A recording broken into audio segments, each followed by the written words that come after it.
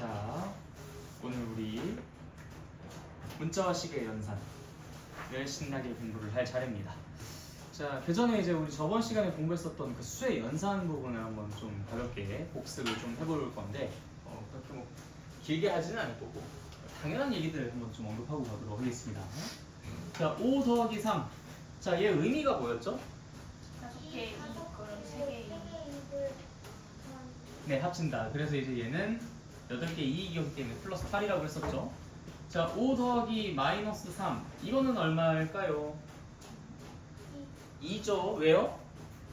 5개 2에서 3개의 손해를 합치니까. 그래서 이제 얘는 2가 됩니다.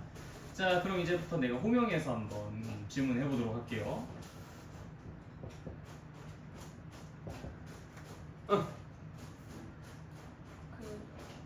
의미부터 얘기. 네, 의미부터요. 5개의 손해랑 그 3개의 이익을 더해서 이렇게 8개의 손해. 5개의 손해랑 3개의 이익을 더하는데 그 손해가 네. 2개의 손해가 네, 그래서 마이너스 2. 마이너스 2. 그러니까 여러분들이 의미를 먼저 살리셔야 돼요. 그러니까 여기서 내가 이걸 의미를 물어볼 때 꼭, 그러니까 뭐 여러분들 중에 뭐 그런 사람이 있을지 없을지 잘 모르겠습니다. 여러분들이 이제 스스로 판단을 하세요. 답을 구하고 거기에 의미 맞추는 사람들이 꼭 있어요. 그러니까 무슨 얘기냐? 이 의미가 뭐야? 라고 물어보면 이게 뭐였지? 8인가? 뭐 2인가? 뭐 마이너스 2인가? 뭐 해서 나름대로 답을 내. 그 답에 의미를 끼워 맞춰. 뭐 예를 들어서 내 마음속으로 얘는 답이 2인 것 같아. 하고 5개의 손해 3개의 이익을 더하면 이익 2개니까요. 이런 식으로. 그래서 아까도 사실 그게 조금 의심스러웠어요. 그래서 5개의 손해랑 3개의 이익을 합치는데 우리가 일상생활 속에서 손해랑 이익을 합치는데 손해가 늘어난다고 생각하는 사람은 한 명도 없을 거 아닙니까? 그러니까 우리가 이 의미를 자꾸 부여하는 이유는 이 계산의 정확도를 높이기 위해서예요. 근데 계산 다 끝나고 난 다음에 의미 생각하면 뭐예요? 아무 소용이 없죠. 우리가 계산을 하기 전에 의미를 생각하고 계산을 하려고 자꾸 의미를 먼저 물어보고 그 다음 계산을 시키는 건데 뭔가 혹시 이제 여기에서 마이너스 8 해놓고서 손해 8개요 이렇게 얘기해버리면은 이거는 그 순서가 완전히 뒤집힌 거라서 의미를 얘기하는 그 가치가 전혀 없습니다. 그래서 혹시라도 본인이 그렇게 의미를 이야기하고 있다면 그건 절대 하지 마셔야 되는 일이니까 그건 좀 절제를 해주시고요. 자, 그 다음에 또 물어보겠습니다. 마이너스 5 플러스 마이너스 3. 자,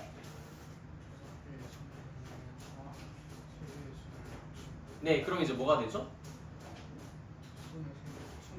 손해 8개가 되니까 마이너스 8. 그러니까 이런 식으로 하시는 게 제일 베스트예요. 5개 손해에서 3개 손해를 합치니까 손해가 8개가 되어서 그래서 마이너스 8. 언제나 순서는 그렇게 진행할 겁니다. 그럼 죽을 때까지 그렇게 계산합니까? 아니죠.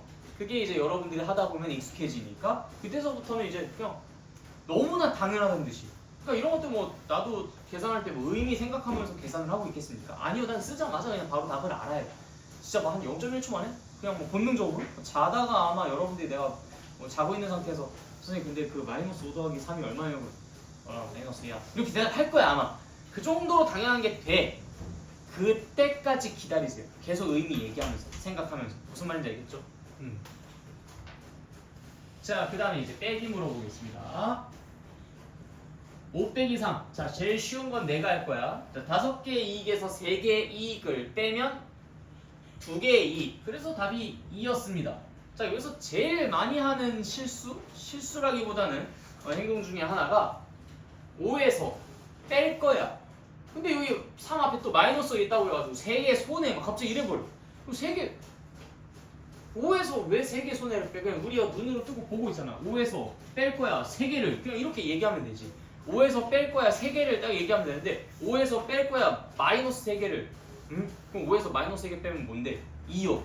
왜 마이너스 3개를 빼는데 2야? 막 너 정말 뭐 말도 안 되는 그런 대화들만 계속 이루어지는 거야. 그러니까 의미랑 자꾸 이 계산이 공동되는 거죠. 그러니까 이것도 5에서 뺄 거야 3을 5 이익에서 뺄 거야 3 3개만큼의 이익을 보이는 대로 대답하실 수 있어야 돼요. 무슨 말인지 알겠죠? 네, 빼기에서는 그런 부분들이 계속 빈번하게 발생하니까 미리 내가 선수를 좀 쳤습니다. 자, 마이너스 5 빼기 3. 자, 의미는? 5개의 손해에서 3개의 이익을 빼요. 오케이, 5개 손해에서 3개 이익까지 빼버리면은 그러면 어떻게 되죠? 8개의 손해가 8개 손해가 되니까 답은 마이너스 8입니다. 네, 좋아요. 자, 그 다음에 마이너스 5 빼기 마이너스 3. 응.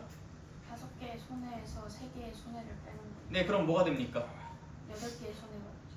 자, 그럼 한번 생각해 보세요. 왜 5개 손에서 3개 손해를 빼는데 8개 손해가 된다고 생각하는지.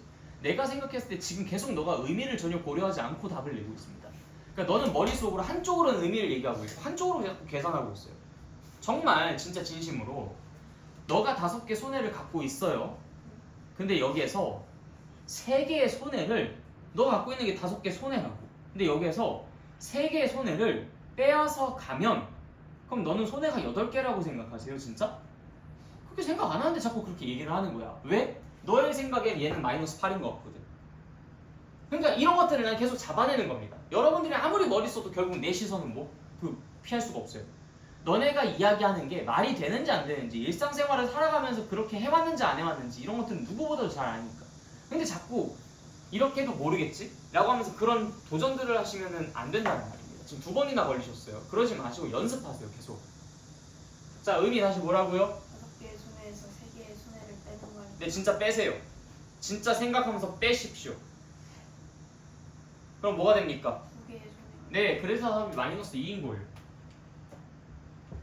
이거 익숙해지지 않으면 절대로 우리 연산들 정복 못합니다. 우리가 이 연산을 정복하기 위해서 이 의미를 부여하는 걸 계속 연습했었던 거예요.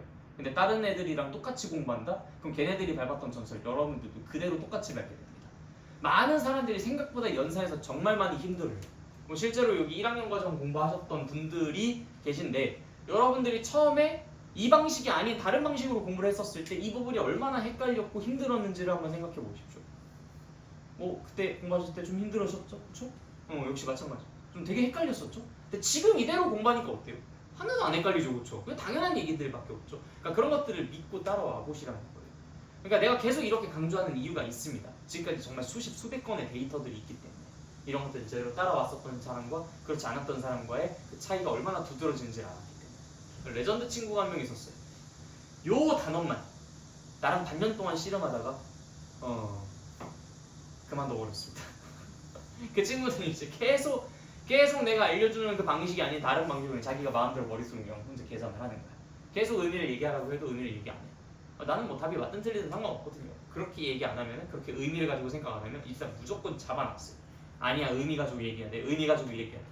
그 다음 단어를 절대 안 넘어갔어. 서로 이제 반년 동안 씨름하다가 그 친구가 이제 도저히 못 해먹겠다 하고서 이제 그만둬버렸지만, 아무튼 나는 그 정도로 고집을 부립니다. 그러니까 여러분들이 절대 내 고집 꺾을 수는 없으실 거예요. 자, 그 다음에 5 빼기 마이너스 3. 자, 이거 한번 얘기해 봅시다. 천천히.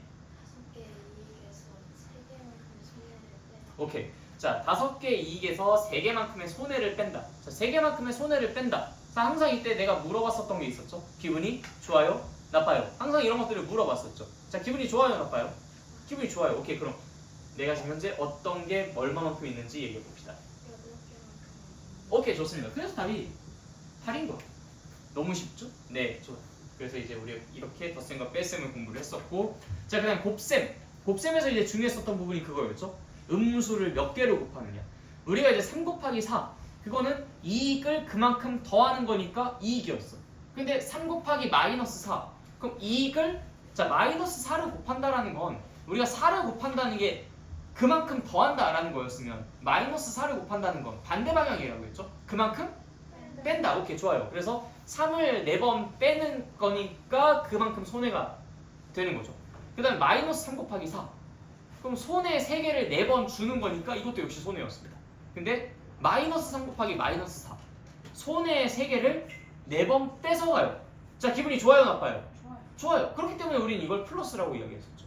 자, 그래서 우리가 음수가 2개, 4개, 6개가 곱해져 있으면 손해를 뺏는다라는 그런 느낌으로 이중 부정이 들어간다고. 그래서 이제 그때 너 정말 똘똘하지 않은 게 아니구나. 그럼 무슨 소리야 이게? 똘똘하다는 얘기. 기분이 살짝 좀 이상하긴 하지만 똘똘하다는 건 맞잖아, 그치? 너 정말 멋진 게 아니지 않구나. 뭔가 무슨 소린가 했는데 개수만 세워보면 되죠. 하나, 둘, 셋. 에? 안 멋있다고? 화내면 됩니다. 이러면 무슨 느낌인지 알겠죠? 그러니까 이런 식으로 우리가 부정의 개수를 세서 이게 부정인지 긍정인지 이런 것들을 판단을 했었던 것처럼 지금 이것도 음수의 개수를 세서 얘가 음인지 양인지를 판단할 수 있다. 그래서 곱하기를 할 때 음수가 홀수개가 곱해져 있으면 음수, 음수가 짝수개가 곱해져 있으면은 양수가 된다라고 이야기를 했었죠. 다 기억하죠? 네, 오케이, 좋아. 자, 이걸 기반으로 해서 이제 우리가 수의 연산을 토대로 문자와 식의 연산들을 해나갈 겁니다. 자, 일단 문자라는 것을 도입하는 것부터 시작해 보도록 할게요.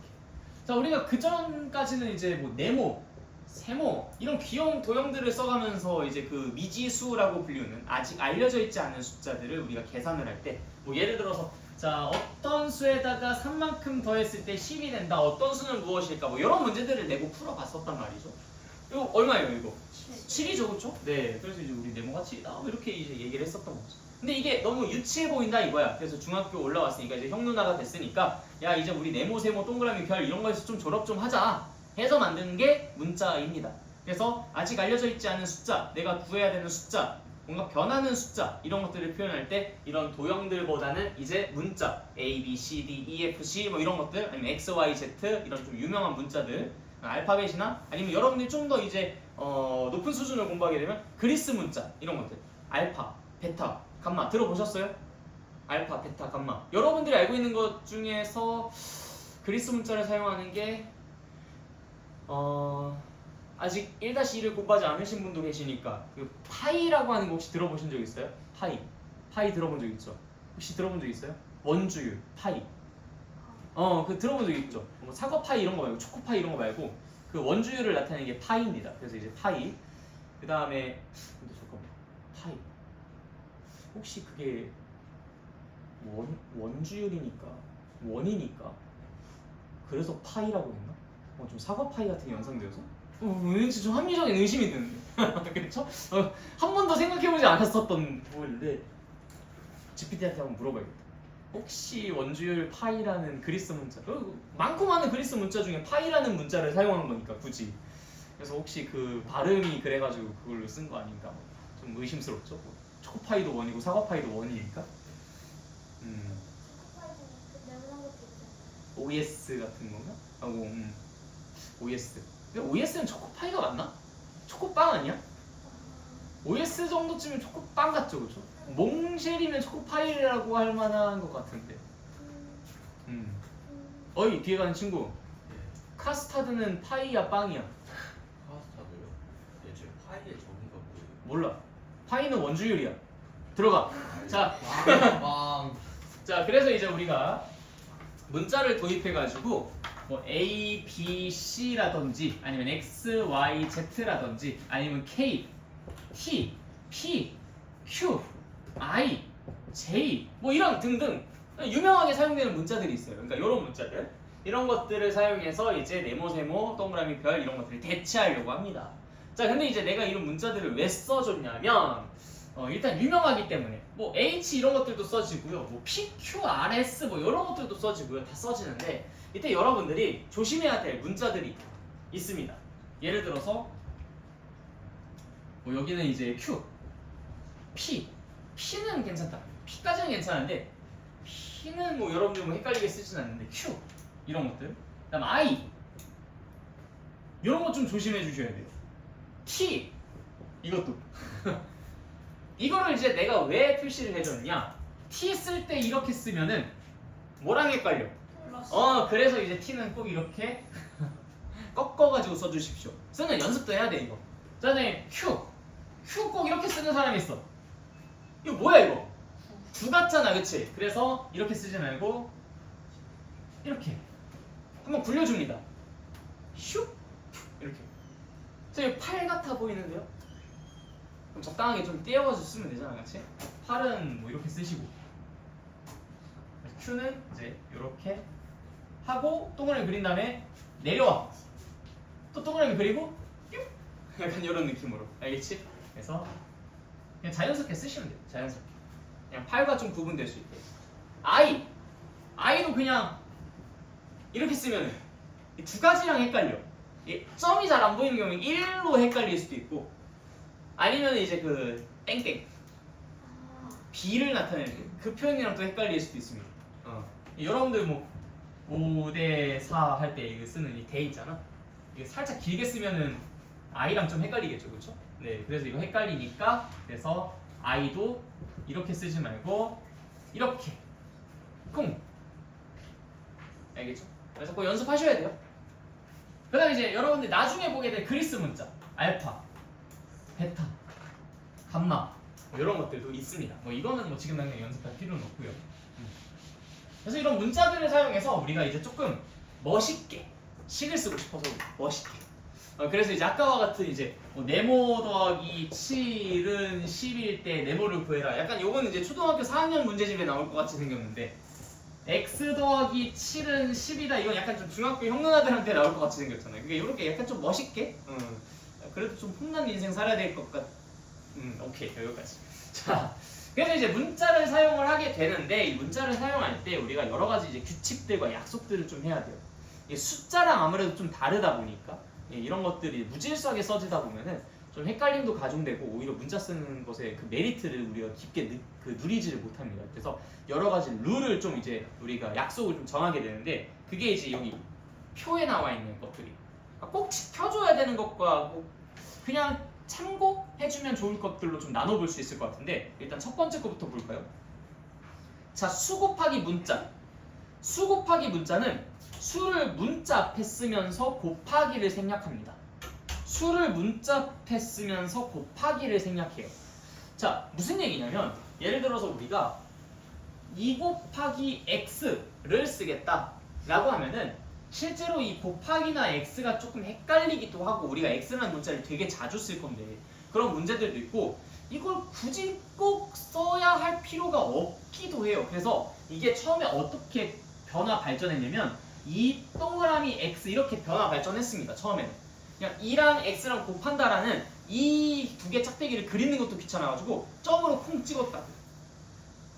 x랑 또 헷갈리기도 하니까. 그런데 이제 이 점조차 쓰기 싫어가지고 이거를 EX라고 쓰기에 이릅니다. 그래서 EX라고 써지면은 이거는 2 곱하기 X라는 것을 의미하는구나 라고 알아두시면 돼요. 무슨 말인지 이해됐죠? 자, 그래서 2 곱하기 X라는 것의 의미가 근데 뭐지? 네, 맞아요. 2를 X번 더한다 혹은 X를 2번 더한다. 근데 2를 X번 더한다라는 건 뭔가 좀 상상하기가 어렵죠. 근데 X를 2번 더한다 그러면 뭐 좀 상상하기가 좀 편하지 않나? x를 2번 더한다. 그러면 x 두 개가 그냥 이렇게 좀 떠다니죠. 이게 x 곱하기 2 곱하기 x지. 그래서 2x라는 것도 그 의미입니다. 두 개 있다. 무엇이? x가. 그래서 x가 두 개 있다. 2x라는 건 x가 두 개 있다. 이런 의미를 갖고 있는 것으로 우리가 충분히 오해 없이 받아들일 수 있으니까. 그래서 곱하기 기호를 생략할 수 있게 됩니다. 이렇게. 다 이해됐어요? 네, 좋아요. 그럼 3a는 뭐게? A가 3개, 맞아요. 5B는 B가 5개, 그쵸? 그런 느낌으로. 근데 숫자에서는 왜 우리가 곱하기 기호를 생략하면 안 됐었지? 예를 들어 2 곱하기 3, 이것도 곱하기 쓰기 귀찮으니까 이렇게 생략해가지고 쓰면 되잖아. 23이랑 헷갈리니까. 그래서 우리는 그때는 하고 싶어도 할 수가 없었습니다. 그래서 어쩔 수 없이 수에서는 무조건 곱하기를 유지시켜줘야만 했었죠. 근데 나중에 이렇게 쓰는 것이 곱하기를 생략한 것으로서 이제 좀 어느 정도 작용을 하기도 합니다. 그래서 2 곱하기 3을 쓰고 싶을 때 2땡3 이렇게 쓰면은 2랑 3이랑 곱하고 싶구나 라고 받아들이셔도 돼요. 그건 여기 안 나와 있으니까 추가로 뭐 옆에다 적어놔. 2땡3 이렇게. 밑에다 쓰면은 2.3이다. 꼭 가운데다 쓰셔야 돼요. 이렇게. 알겠죠? 밑에다 쓰면 2.3이랑 소수랑 좀 헷갈리죠? 1번은 꼭 지켜주셔야 되는 겁니다. 수 곱하기 문자를 쓸 때 수는 문자 앞에다 써야 한다라는 이 룰은 반드시 지켜주셔야 하는 룰. 자, 그다음 2번 보면은 1 곱하기 문자나 마이너스 1 곱하기 문자인 경우에는 뭐 앞에는 1을 생략한다 이렇게 써져 있는데, 자, 우리 2 곱하기 x는 2x라고 쓸 수 있었죠, 그렇죠? 그리고 이 앞에는 2를 만약에 내가 생략한다고 해보자. 의미가 상상이 돼요? x가 두 개 있었다라고 한 것처럼 느껴지십니까? 전혀 안 그렇죠, 그렇죠? 그러니까 이건 생략해도 돼요, 안 돼요? 안 돼요. 자, 근데 1 곱하기 x라는 것을 1x라고 써볼게요. x가 몇 개 있다는 얘기입니까? 하나 있다는 얘기죠. 자, 근데 여기서 내가 1을 생략시켜 볼게요. 자, 그럼 이거 x가 한 개 있다라는 의미를 갖고 있다라고 해석할 수 있습니까? 없습니까? 있죠. 그러니까 이거 생략해도 괜찮겠어? 안 괜찮겠어? 그래서 생략해도 된다라는 얘기입니다. 그러니까 생략을 하더라도 의미상 변화가 없으니까. 그러니까 생략해도 괜찮다. 마찬가지로 마이너스 1 곱하기 x.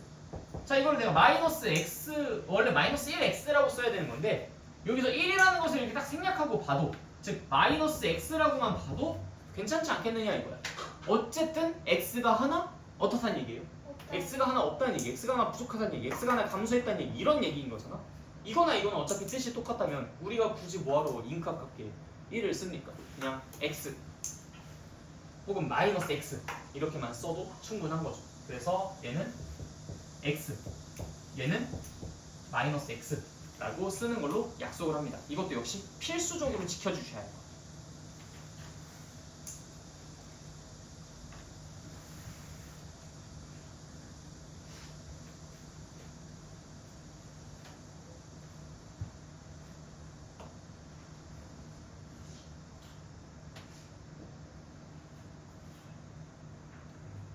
자, 그 다음에 3번. 문자 곱하기 문자를 할 때는 알파벳 순서대로 쓴다라고 이야기를 하고 있는데 사실 이거는 꼭 그럴 필요는 없는 부분이긴 해요. 무슨 얘기냐? 일반적인 경우에는 알파벳 순서대로 쓰는 게 이쁘긴 합니다. 뭐 예를 들어서 우리가 a 곱하기 b 곱하기 c. 자, a 곱하기 b 곱하기 c인 경우에는 뭐라고 표현할 수 있을까? a, b, c라고 표현할 수가 있어요. 자, 근데 이거를 선생님 저는 약간 좀 사회에 불만이 많은 친구니까 얘를 A, C, B라고 하고 싶어요. 저는 꼭 A, C라고 하고 싶은데요. 그래도 뭐 의미가 통하긴 해. 뭐라고 쓰고 싶은지는 알겠어. 기분이 살짝 좀 이상할 뿐이지, 그렇지? A, C, B. 뭔가 조금 기분은 그렇긴 한데 어쨌든 무슨 말인지는 알잖아. 그래서 요거까지는 괜찮지만 그래도 이쁜 거는 이거다. 그런데 이것뿐만 아니라 이런 경우에서는 오히려 알파벳 순서를 안 맞춰서 쓰는 경우들이 있어요. 수만하는 거예요. 무슨 얘기냐면 A 곱하기 B 더하기 B 곱하기 C 더하기 C 곱하기 A. 자, 이런 경우에는 원래 알파벳 순서대로 쓰면은 AB 더하기 BC 더하기 AC 라고 써야 되는 거잖아, 그렇지? 근데 뭔가 좀 순환하고 있잖아요. AB, BC 그 다음 CA, 뭔가 CA 이렇게 쓰는 게 조금 더 이쁘지 않아? 그치? CA, A, B, B, C, C, A, A, B, B, C, C, A, A, B, B, C, 그쵸? A, B, C, A, B, C 뭔가 순환하잖아, 그치? 이렇게 순환하는 경우에는 오히려 이걸 거꾸로 이렇게 CA라고 쓰는 게 더 이뻐 보이긴 합니다. AC라고 쓰는 것보다는 이게 더 낫지 않아요? 그쵸? 지금 이 상황에서는.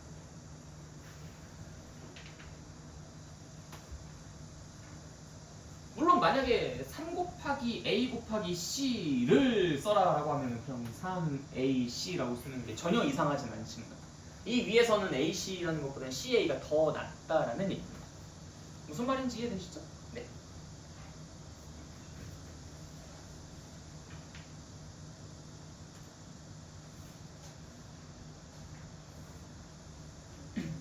응. 이거 그 1 생략하는 거 그 생략을 안 해도 의미 전달되니까 네, 맞아요. 의미 전달되니까 1은 냅두셔도 상관없는데 그럼 식이 좀 지저분해 보입니다. 그러니까 1이라는 게 이게 있으면 뭐 예를 들어서 뭐 그럼 이것 같은 경우에도 뭐 1, A, B, C 뭐 이렇게 쓸 텐데 굳이 필요하지 않은 걸 갖다가 쓰는 거는 좀 웃긴 일이죠, 그렇죠? 네, 그래서 1번과 2번은 보통은 반드시 지킵니다. 근데 3번은 안 지키는 경우들이 생각보다 많다. 필수는 아니잖아요. 필수라고는 할 수 있어요. 그러니까 이게 필수랑 그 필수가 아니다라는 걸 내가 나누는 기준이 뭐냐면은 관습적으로 사람들이 쓰는 그 전체적인 모습을 봤을 때. 그러니까 1번, 2번은 사람들이 늘 언제나 항상 지키더라. 이건 안 지키는 사람이 없어요, 사실상. 그래서 필수. 그러니까 필수여야 해서 필수인 게 아니라 필수인 것처럼 사람들이 써왔어. 그래서 이 1번, 2번은 반드시 여러분들이 지켜주시는 게 좋고 대신 3번은 이렇게 안 쓰는 경우들도 있어. 물론 A, B, C 이렇게 3A, C 이렇게 순서를 지켜가지고 쓰는 게 더 이쁜 경우도 있지만 순환하는 경우들에는 특히 그걸 순서를 억지로 일부러 안 지킵니다. 그래서 얘는 꼭 필수는 아니고 이런 예시들도 있다라는 것만 알아두시면 돼요. 다음 4번 같은 문자의 곱 거듭 제곱으로 나타낸다라고 하는데 a 곱하기 a 곱하기 b 이걸 AAB라고 쓰는 건 뭔가 좀 이상하죠, 그렇죠? A 제곱 B라고 쓰는 거. 이것도 이제 보통 웬만하면 필수적으로 씁니다.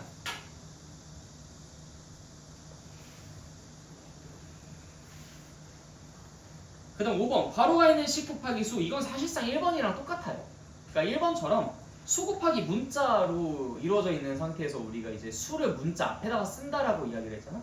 수를 문자 앞에다가 쓴다. 그러니까 이게 괄호가 있는 식 부분도 그냥 하나의 문자라고 취급합니다. 하나의 덩어리의 문자인 거예요. 큰 문자, 큰 덩어리의 문자. 그래서 당연히 수를 그 괄호 앞에다가 쓰는 게 합리적이겠죠. 그래서 1번이랑 5번은 사실상 같은 얘기입니다. 5번도 필수예요. 근데 사실상 1번이랑 똑같은 거니까 이제 필수인 거죠.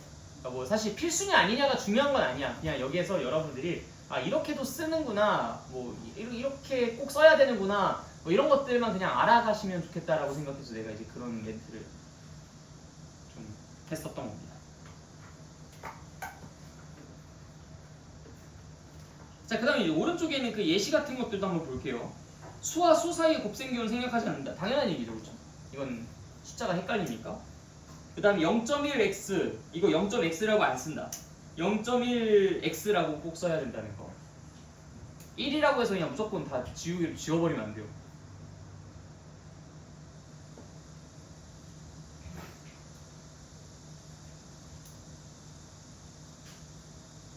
그리고 이제 1과 마이너스 1로 나눌 때는 생략한다. 1분의 a나 그냥 똑같은 거잖아, 그렇지?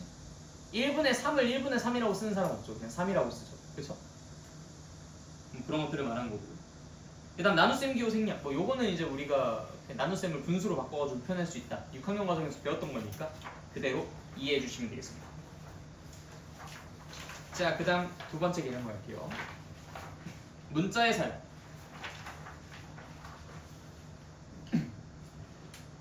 자, 요거는 이제 우리가 이런 식들을 쓸 수 있다라는 걸 그냥 제안하는 부분입니다. 그러니까 뭔가 새롭게 배우는 부분이 아니라 그냥 여기 밑에 참고 보시면은 뭐 문자를 사용한 식에서 뭐 이런 수량 사이의 관계를 뭐 문자를 사용해서 식을 쓸 수 있다라고 하면서 그냥 예시를 보여줍니다. 그래서 그냥 요거는 여러분들이 밑에 있는 개념 체크를 풀어보는 것으로 대체하도록 하겠습니다. 그래서 이건 우리가 딱히 수업 시간에 다룰 내용은 아니고 오히려 여러분들이 고민하면서 식을 스스로 세워보는 연습을 하는데 사용을 할 부분. 내가 먼저 하면 여러분들이 그만큼 사고할 수 있는 자료가 없어지니까 이건 내가 먼저 손대지 않겠습니다. 그래서 여러분들이 직접 진행해 주시고요. 우리 개념 3으로 넘어가도록 할게요. 자, 대입이라고 되어 있는 부분 보겠습니다. 식의 값, 대입. 자, 식의 값이라는 것은요, 어떤 식을 써놨을 때 그 식이 어느 양을 나타내고 있느냐라는 것을 나타내는 게, 어느 값을 나타내고 있느냐, 이게 이제 식의 값이에요. 그래서 예를 들어서 이제 2x 더하기 3, 이건 그냥 식이죠. 식. 2x, x 두 개에다가 3을 더한 거, 그냥 식입니다. 식. 근데 이 식이 어떤 값을 갖고 있다 라는 얘기일 때 무슨 값을 갖고 있는데 지금은 몰라요. 다만 이제 여기에서 x가 5일 때, x가 1일 때 이런 식으로 전제 조건을 주고 그때 이 식은 어느 값을 갖습니까? 라고 묻는 그런 질문들을 하는 겁니다. 아니 그러면 뭐 여러분들 예를 들어서 x가 5일 때 식의 값이 뭐야? 그럼 뭐라고 대답할래? 13이라고 대답할 거잖아. 자연스럽게 너희들은 2 곱하기 5를 하고 더하기 3을 해서 계산을 했을 겁니다. 그거를 우리가 마치 이 x에다가 숫자를 넣어서 계산한다 라고 보여지니까 그것에 맞춰서 이름을 지어준 게 대입이에요. 대신 넣는다라는 소리입니다. x 대신에 숫자를 넣는 거죠. 대신 넣는다. 대입. 그래서 문자를 사용한 식에서 문자를 어떤 수로 바꾸어 넣는 거. 그래서 이제 그렇게 넣어가지고 계산을 하면 그게 이제 식의 값이라는 겁니다. 뭐 용어만 필요할 뿐이지 사실 여기서 특별한 내용들은 없죠. 다 알고 있는 내용들이니까.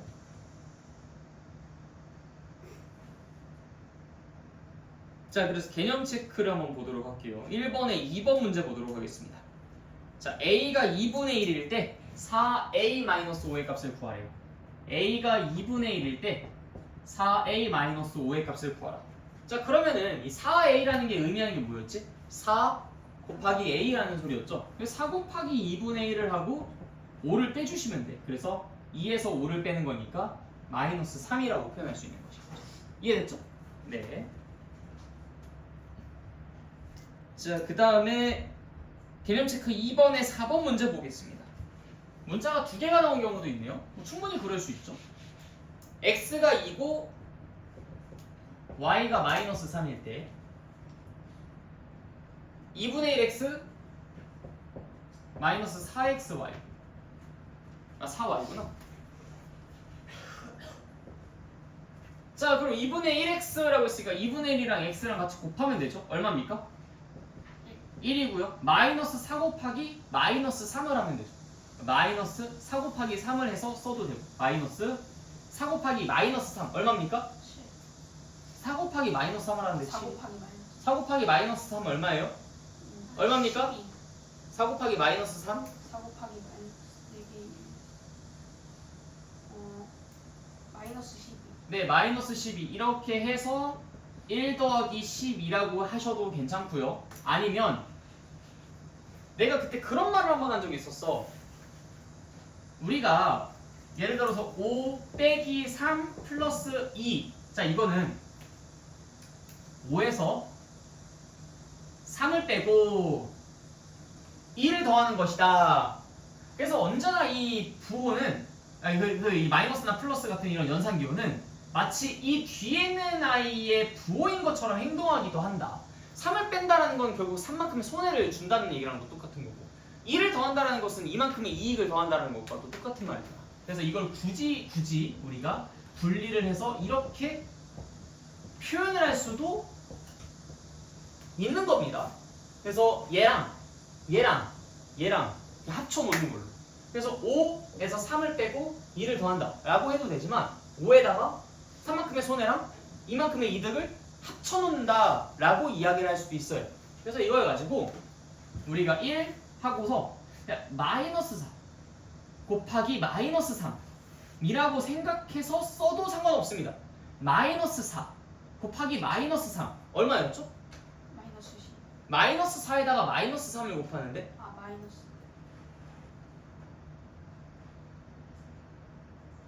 아직 이게 익숙치 않구나. 음수 두 개를 곱하면은 부호는 뭡니까? 마이너스. 그러면은 넌 멋지지 않구나 라고 하면은 멋지다는 거야? 안 멋지다는 거야? 안 맞추는 그럼 너는 멋지지 않은 게 아니구나 라고 하면 멋지다는 거야? 안 멋지다는 거야? 그럼 너는 멋지지 않은 게 아닌 것이 아니구나 라고 3번이 나왔으면은 그럼 이건 멋지다는 거야? 안 멋지다는 거야? 그래 이게 우리가 부정의 개수에 따라서 그 의미를 파악하는 것처럼 똑같이 음수도 하시면 돼요. 음수가 2개 곱해져 있는데 이게 왜 손해입니까? 음수가 2개 곱해져 있으면 당연히 이득이어야죠. 손해를 뺏어간다. 손해를 뺏어간다. 기분 좋지 않습니까? 자 마이너스 4 곱하기 마이너스 3 얼마입니까? 12요. 네 그래서 여기다 그냥 12라고 써서 똑같이 13이라는 답을 내셔도 상관없습니다. 그래서 이걸 2분의 1x에다가 마이너스 4y를 합쳐놓는다 라고 생각하셔도 무방하긴 하다는 거예요. 원래는 2분의 1x에서 4y를 뺀다가 맞지만 2분의 1x에서 마이너스 4y를 합쳐놓는다 라고 생각하셔도 괜찮다고.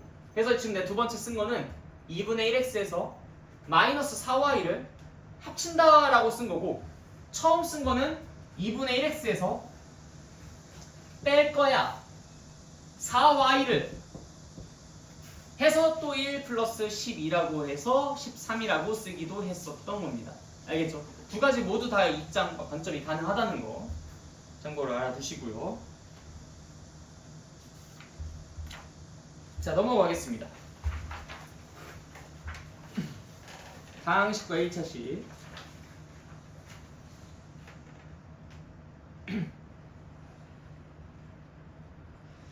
자 우리가 이제 여기에서 공부해야 되는 것은 이제 여러 가지 용어들입니다. 전부 다 빨간색으로 되어 있죠. 항, 상수항, 계수, 다항식, 단항식, 차수, 1차식 뭐 이런 식으로. 자 항이 뭔지부터 먼저 좀 이야기를 해볼게요. 항. 자 항이 무엇인가? 다항식에서 이 항이라는 것이 이제 요 항이랑 똑같은 건데 다항식에 있는 항. 그 항이랑 이제 이 항이랑 똑같은 건데 항을 알아야지만 이제 다항식 뭔지를 이제 알 수가 있겠죠. 자 항이라는 것은 어떻게 약속이 되어 있는 거냐면 수나 문자의 곱으로만 이루어져 있는 식, 그걸 우리가 항이라고 부릅니다. 예를 들어서 2는 수나 문자의 곱으로만 이루어져 있죠. 지금 2는 혼자인데 뭘 곱으로 이루어져 있습니까? 2 곱하기 1로 쓰면 되잖아. 그치? 2 곱하기 1로 쓰면 되니까 2는 하나의 항입니다. 그럼 2x 이거 항인가요? 네, 이거 하나의 항이죠. 수나 문자의 곱으로만 이루어져 있잖아. 나 함정 파놓으면서 질문 잘하니까 눈치껏 대답하지 말고 판단하고 대답하셔야 됩니다. 2x 플러스 3y 이거 항일까요? 아닐까요? 이건 아니겠죠. 우리가 곱으로만 이루어져 있어야 된다라고 이야기했는데 요거는 합으로 이루어져 있잖아. 2x 더하기 3y. 물론 2x 항입니까 아닙니까? 3y 항입니까 아닙니까? 네, 2x 플러스 3y 항입니까 아닙니까? 이건 아닌 거죠. 무슨 말인지 알겠죠? 자, 그럼 ABC는 항이겠어요? ABC는 항이겠어요? 네, 항이겠죠. ABC 수나 문자의 곱만으로 이루어져 있잖아. 자, 그러면은 2 곱하기 x 플러스 y 2 곱하기 x 플러스 y 이건 항일까? 아니에요. 이건 항 아닙니다. 왜요? 플러스가 있잖아. 플러스가 있기만 하면 무조건 항이 아니야. 그냥 그렇게 생각하시면 돼요. 그러니까 곱하기로만 표현할 수 있는 그런 구조를 우리가 항으로 부릅니다. 그래서 이 항이라는 것은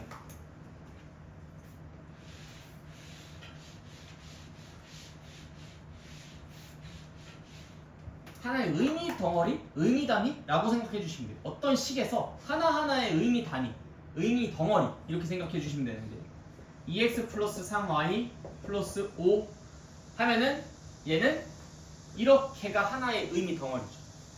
이렇게가 또 하나의 의미 덩어리, 이렇게가 또 하나의 의미 덩어리. 그래서 2x, 3y, 5 몇 개 항으로 구성되어 있는? 3개 항으로 구성되어 있는 식이다라고 이야기를 할 수 있습니다. 아까 말씀드렸듯이 2 곱하기 x 플러스 y 이건 이미 여기가 2개 항으로 쪼개져 있기 때문에 이거는 내가 하나의 항이라고 부를 수가 없어요. 알겠죠? 자, 이때 항들 중에서 숫자로만 이루어져 있는 항 이걸 우리가 상수항이라고 부릅니다. 그게 뭐게요? 숫자로만 이루어져 있는 항. 여기에서 5에 해당하죠. 네. 2x랑 3y는 상수항은 아니지만 항은 맞다. 그럼 얘는 항이야 상수항이야? 둘 다죠.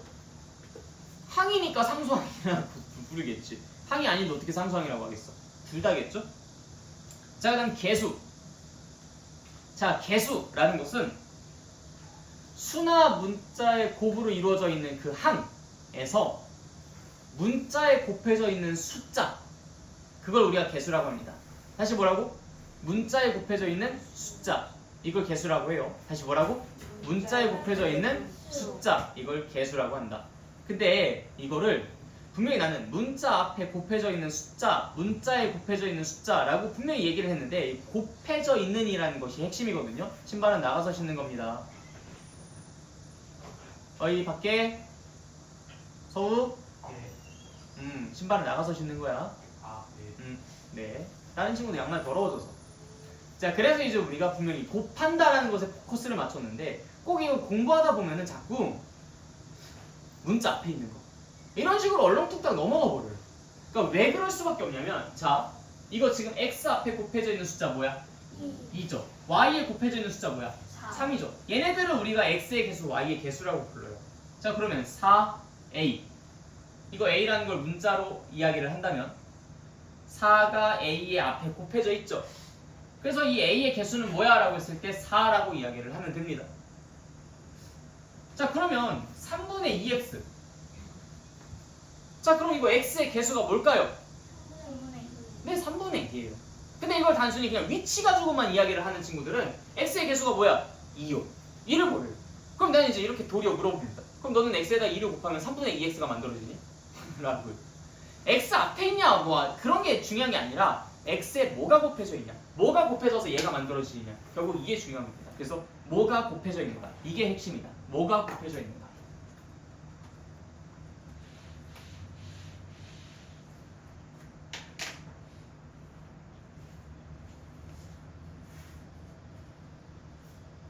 나중에 이제 여러분들이 이런 표현도 보게 됩니다. ax 플러스 by 플러스 c 이때 단 A, B, C는 상수.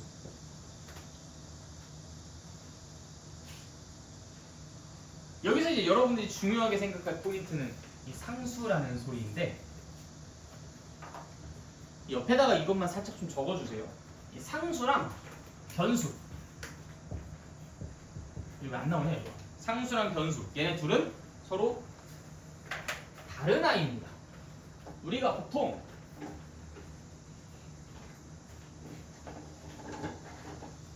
문자라고 부르는 녀석은 이 변수라는 녀석이고요. 이 상수는 숫자 취급을 받아요. 숫자 취급.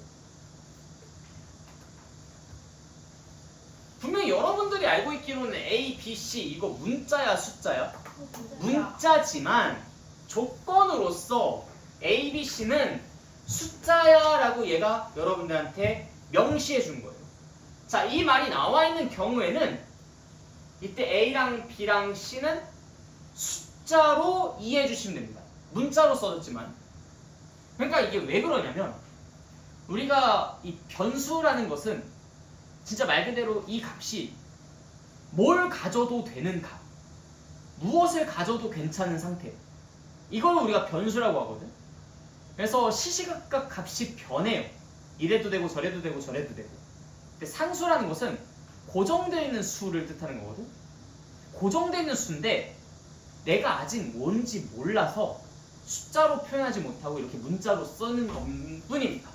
예를 들어서 너네들한테 구하라고 하는 그런 값들이 있죠. A가 뭐야, B가 뭐야, C가 뭐야, 이거 구해봐. 이런 식으로 이제 그 여러분들한테 문제를 내려고 하다 보니까 어쩔 수 없이 숫자로 답을 써놓을 수는 없잖아.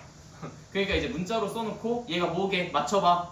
얘는 숫자야. 라고 이제 여러분들한테 문제를 내는 게 이제 보통 이제 이런 표현이거든요. 어쨌든 A랑 B랑 C는 문자로 써져 있긴 하지만 실제로 여러분들이 그냥 진짜 순수한 문자로 보는 것이 아니라 숫자인데 문자의 표현을 빌려서 그냥 대체해 놓은 것이라고 생각해 주시면 돼요. 자, 그럼 이때 상수항 있을까 없을까? 여기에 상수항 있어요 없어요? 자, 그럼 왜 없다고 생각하셨어요? 괜찮아요. 모든 답이든 다 괜찮습니다. 네, C가 숫자니까. 그래서 얘는 상수항이 있습니다. C라는 것으로. 자, 그럼 X의 개수가 뭐게요? A죠. 그 Y의 개수는요? B가 되겠죠. 네, 이렇게 구분을 잘 지어주십시오. 그래서 만약에 여기에서 2ax 더하기 3by 플러스 c. 자, 여기서 x의 개수는 뭐야? 라고 했을 때도 2a라고 이야기해 주셔야지 2라고 이야기하시면 안 됩니다. y의 개수가 뭐야? 3b라고 하셔야지 3이라고 이야기하시면 안 돼요. 알겠죠? 자, 일단 여기까지 먼저 배우고. 왜요? 그거 말고 다른 건 하실 거 없어요? 잠깐 쉬고 있어요. 저 가공을 좀 가야 할 것 같은데. 뭐 때문에? 가족 약속단은 이제 가야 될 것 같은데. 저번에 가오픈 함수 5장이랑 이번에 하는 그 40페이지짜리 중학교 4학년 거 남은 거 3장 정도 남은 거 그거랑 인수분해 만약 그 숙제를 해가지고 내일 아침까지 와서 제출하고. 네, 알겠습니다. 꼭 지키세요 그 말. 네, 가세요. 자, 다 이해되셨습니까 이거? 네, 좋아요. 자, 그 다음에 다항식과 단항식이라는 개념을 보도록 할게요. 자, 다항식. 다항식에 있는 이 다라는 것이 마늘 다자예요. 마늘 다자. 그래서 다항식이라고 하면은 많은 항으로 이루어지는 식이라고 해석하시면 됩니다. 그런데 이렇게만 해석했다가는 큰일 나는 순간이 있어요. 그것을 이제 내가 조금 있다가 말씀을 드릴 텐데 여러분들 아마 대부분 다 속지 않을까라고 생각이 들어요. 나 미리 지금 밑밥 깔았다. 조심해. 내가 이따 뭔가를 물어봤을 때 안 틀리도록. 알겠지? 자, 다항식이라는 것은 항이 한 개 또는 여러 개로 이루어져 있는 식을 다항식이라고 합니다. 다시 뭐라고요? 한 개 또는 여러 개로 이루어져 있는 항이 한 개 또는 여러 개로 이루어져 있는 식. 이거를 우리가 다항식이라고 불러요. 자, 그 밑에 보시면 단항식이 나오거든요. 단은 이제 짧을 단자를 씁니다. 그래서 짧은 항으로 이루어진 식, 그러니까 한마디로 항 하나로 이루어져 있는 식을 단항식이라고 불러요. 자, 다시 뭐라고? 항 하나로 이루어져 있는 식을 단항식이라고 부릅니다. 자, 그러면 여기서 문제. 3x 플러스 2y. 자, 이거 다항식이야, 단항식이야? 뭐라고? 다항식이야, 단항식이야? 다야, 단이야. 정확히 발음. 다항식. 좋아요. 자, x 플러스 2 다항식이야, 단항식이야? 다항식이죠. 자, 3x 이거 단항식이야, 다항식이야? 둘 다죠. 네, 이거 정확하게 말씀하셔야 돼요. 둘 다입니다. 이건 단항식이야 라고 얘기하면 안 돼. 둘 다 되는 거야. 단항식도 되고 다항식도 되고. 왜? 다항식의 정의가 뭐니까? 한 개 또는 여러 개로 이루어져 있는 식. 항이 한 개 또는 여러 개로 이루어져 있는 식. 이게 다항식의 정의였으니까. 이 다항식의 정의 만족하잖아. 그래서 다항식이라고도 할 수 있습니다. 이걸 꼭 속지 않도록 조심하십시오. 잘하셨어요. 자, 그 다음에 차수와 1차식이라는 개념을 보도록 하겠습니다. 자, 차수. 차수는 항을 봤을 때 그 항에 문자가 몇 개가 곱해져 있는지, 그게 차수입니다. 자, 그러면 3x 이 항의 차수는 몇 차일까요? 자, 문자가 몇 개가 곱해져 있는지를 보면 돼요. 자, 여기 3개라고 생각하신다면 뭐랑 뭐랑 뭐가 곱해져 있는지 3개를 말씀하시면 됩니다. 자, X가 3개가 그러니까 3개의 대상을 딱딱딱 말씀하시면 돼요. 뭐랑 뭐랑 뭐가 곱해져 있다. X랑 진짜요? 넌 그럼 3x가 x 곱하기 x 곱하기 x라고 생각하십니까? 이런 식으로 고쳐나가면 돼요. 그러니까 이걸 보고서 순간적으로 x가 3개 곱해져 있다고 생각할 수 있어. 근데 이건 x가 3개 곱해져 있는 게 아니야. x에 3이 곱해져 있는 거지. 자, 마찬가지로 예를 들어서 5 곱하기 2. 자, 이거는 5가 2번 곱해져 있다는 얘기일까요? 5가 2번 곱해져 있다는 얘기일까? 자, 5가 2번 곱해져 있다는 것은 우리가 식으로 뭐라고 쓰지? 5 곱하기 5라고 쓰겠죠. 5 곱하기 2는 5 곱하기 5랑 다릅니다. 5 곱하기 2는 5가 2번 곱해져 있다가 아니라 오히려 5가 2번 더해져 있다 하겠죠. 5가 2번 더해져 있는 것을 우리가 5 곱하기 2라고 쓰지 않았겠습니까? 그래서 이 곱하기는 거듭 합이에요. 즉 이거는 x가 3개 곱해져 있다가 아니라 x가 3개 더해져 있는 거고 x에 3이 곱해져 있는 겁니다. 잘 구분하실 수 있겠어요? 네, x에 3이 곱해져 있는 것이다. x에 3이 곱해진 것이다.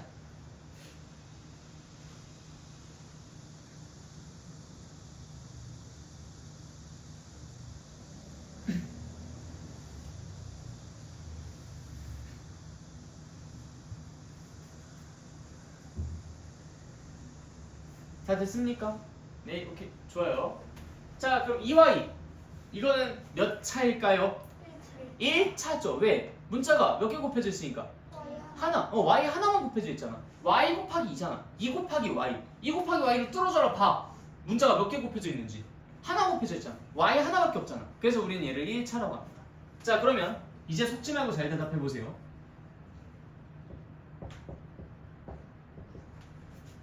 자, 얘는 풀어서 쓰면은 곱하기로 어떻게 쓸 수 있어요? x 곱하기 x 몇 차입니까? 2차. 자, 얘는요? 곱하기로 풀어서 다시 3 곱하기 x 곱하기 y. 그거 뚫어져라 보세요. 문자 몇 개 곱해져 있는지. 2개 곱해져 있잖아. 그래서 몇 차? 2차. 네, 오케이, 좋아요. 자, 그러면 이제 한 명씩 돌아가면서 물어볼게요.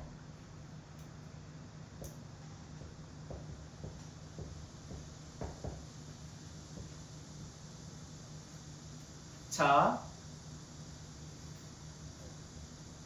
누구한테 물어볼까?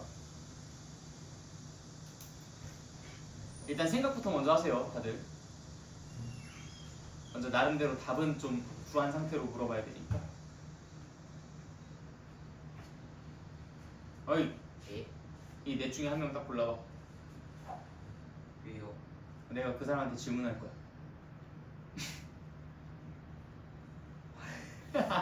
선생님한테요.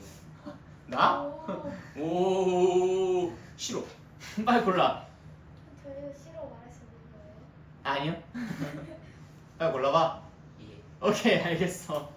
자, 너가 대답해야 돼. 몇 차일까?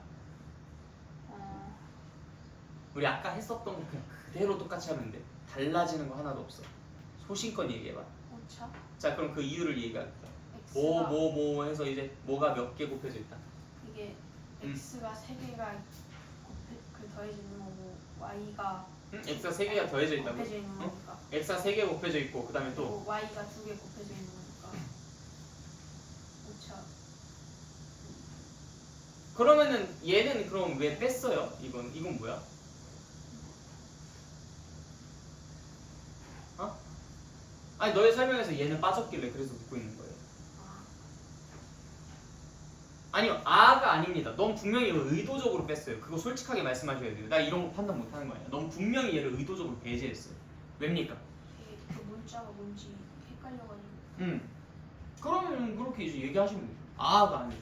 그러니까 여러분들이 항상 공부하실 때도 마찬가지야. 그러니까 뭔가 여러분들이 잘못했었을 때 그때 실수. 그냥 이런 식으로 그 상황을 넘기려고 하지 마세요. 그럼 평생 모릅니다. 그럼 너가 여기서 이걸 문자로 봐야 되는지 아닌지 그게 헷갈렸다라는 사실을 너는 이거를 누구한테도 해결받지 못하잖아. 그치? 근데 만약에 여기서 너가 대답하기 이전에 선생님 근데 x, y는 알겠는데 그 뒤에는 뭐예요? 라고 물어보고 대답을 하셨다면 그냥 거기다 주세요. 그걸 물어보고 대답을 하셨다면 그러면은 그때는 너가 이거를 맞출 수도 있었겠죠. 근데 그 기회를 일단 한번 포기하신 거고 넌 나름대로 답을 이야기를 했어. 그래서 내가 여기에서 그럼 왜 오차라고 얘기했어? 얘는 왜 얘기 안 했어? 했을 때 저 그거 문자로 해석해야 되는지 안 해야 되는지 잘 모르겠어서 그랬어요. 이게 뭔지 못 알아봐서 그랬습니다 라고 얘기했었으면 얘는 문자야 그럼 다시 한번 얘기해보자 라고 할 수 있었을 텐데 넌 그 기회마저도 버린 겁니다. 아 깜빡했다 이런 식으로 말이야.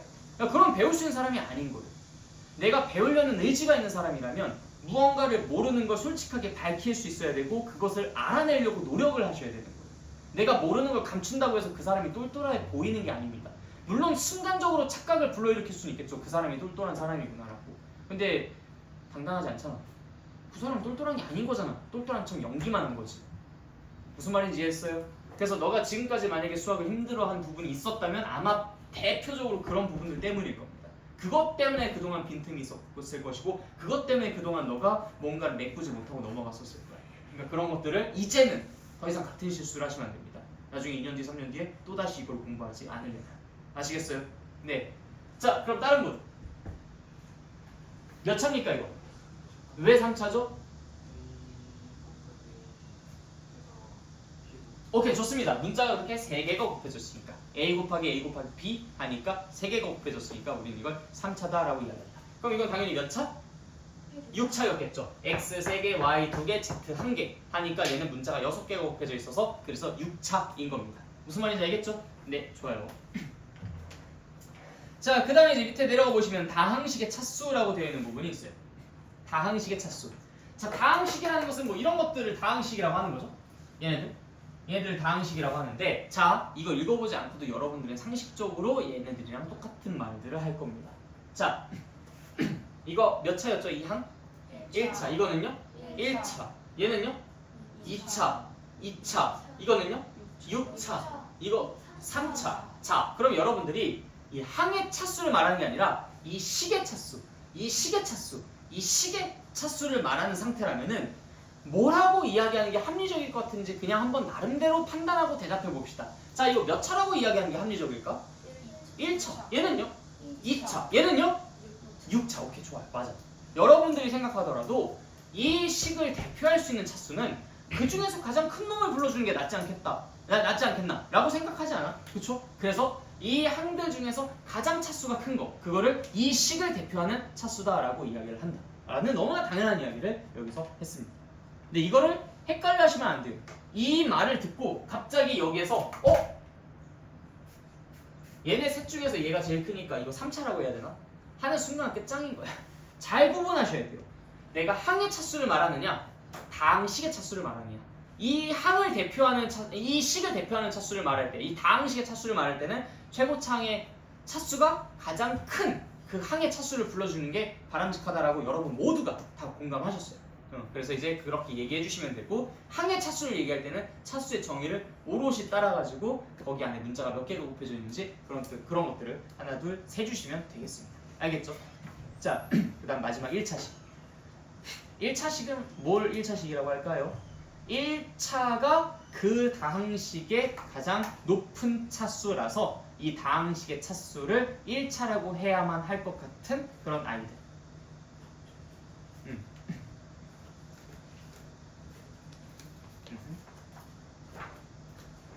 그래서 이제 1차식이라고 하면은 이제 이런 것들을 1차식이라고 하겠죠. 자, 그럼 얘는 몇 차식이라고 하면 좋을까?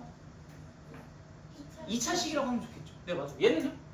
6차식. 네, 맞습니다. 좋아요. 그래서 1차식이라고 하면은 그 다항식의 대표 차수가 1차인 것, 즉 그 다항식의 가장 큰 놈의 차수가 1차인 것이라고 이야기해 주시면 될 것 같아요.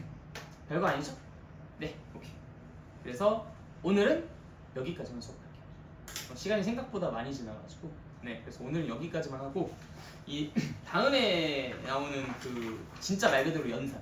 그러니까 우리 딱 연산하기 바로 직전까지만 한 거야. 그래서 다음에 나오는 이 문자와 식의 연산들은 다음 시간에, 다음 주 화요일에 진행하도록 하겠습니다. 아이고 좋아요. 토요일 안 해요? 토요일은 우리 수업 없잖아.